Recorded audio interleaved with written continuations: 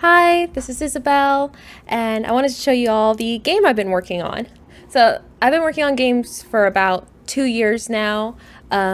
We've done some group collaborations, me and my sisters, but this time it's really exciting because we're going to be working on games by ourselves. So, we have 3 individual games, and I wanted to show you mine. So, let me start here. And my game is a Toy Factory game. I was really inspired by like Wonka, and I was thinking of like Geppetto's Workshop. I thought that would be a really cute premise for a game. At the time when we were doing the research, I was actually writing a song called The Toy Maker's Daughter. So I was already in the mood, and it's December. So, hey guys, editor Isabelle. I know I said it was December because it always feels like Christmas, but it's September right now. I was writing that song in July. We started this game mid-August, so it's only been about a month, not 7. Anyway, back to the video. But here's how you play. So if you click this machine, you'll get these little bears, and you can see I'm getting money from the bears over here. You'll get these achievements that pop up. I'm really happy about the achievements and honestly all of this stuff because I hand painted it. I love digital art. Like, I've loved art actually for a really long time, but doing pixel art was new. It was different, a little more challenging than I expected, but I'm really happy with how it turned out. Yeah, when I first started, it looked pretty bad. This is my first room. You can see it in all of its glory. But we've moved on since then, and I've gotten a lot better, and so it's been a lot of fun to create all these buttons and icons and all that stuff. But anyway, when you get enough money, you can actually buy other rooms. So I'm going to unlock another bear factory, and you can see that over here. And, you might think, what's the point of that if you have 2 of these and you have to keep clicking back and forth? But you actually don't have to click it. You can have your little toy soldier do it for you. I made this little guy. I thought he turned out really cute. And you can upgrade him to make him go faster.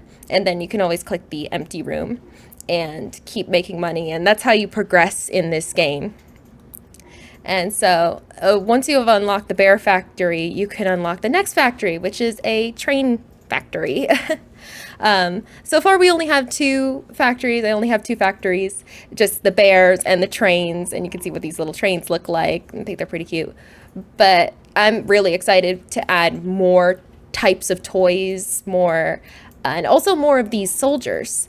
I wanted to do different types like dolls or robots that maybe package 2 at a time or will run it faster. I think that one's going to be a little more difficult than adding new toys because I've already added a new toy, so I kind of know how that process is supposed to work, but I haven't added a new soldier yet, so I may have to change my code a little bit. But yeah, this is how you play your game, and you can add more soldiers in here and then upgrade them. And over here is your stats. So this shows you what you've gotten from playing the game. This is how much money you've gotten in total and how much you have now. It shows you your rooms, your time played, and down here are the achievements.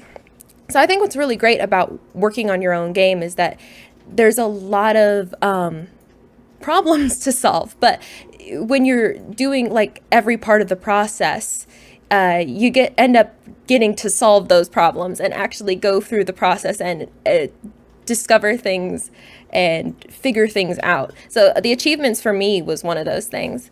There were no tutorials really showing me how to do that, so I made this system myself where basically you can come over here to this data table, and I know this looks a little scary, but it's actually really easy. And you can add a new achievement just by adding one of these. And I can give it a name, I can give it a description, add a little comment, change what type it is, and it will just appear on your screen with the custom boxes I made. And so that was really fun to figure out, and I've been figuring out a lot of those things. What I'm working on right now is the main menu.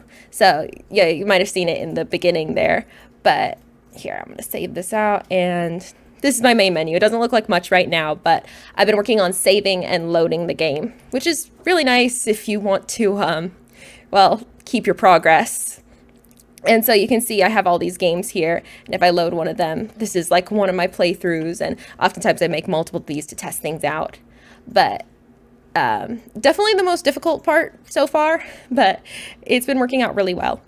And I've been adding in users so that you can change who you're playing as, and that'll give you their games and all that stuff. So, you know, you can see if I click on Finn here, he has one, and this is a different game than what I was playing before. And I can also add new users. So if I create one, call this Grace, go back to the main menu, and there we go. And I can create a game in her name and play that, and I'll find it in the load menu. So that's what I've been working on lately, and I've also been working on editing the profile. So I want it so that you can actually change what icon you have for whatever profile you're using. So I think that'll be a nice little personal touch.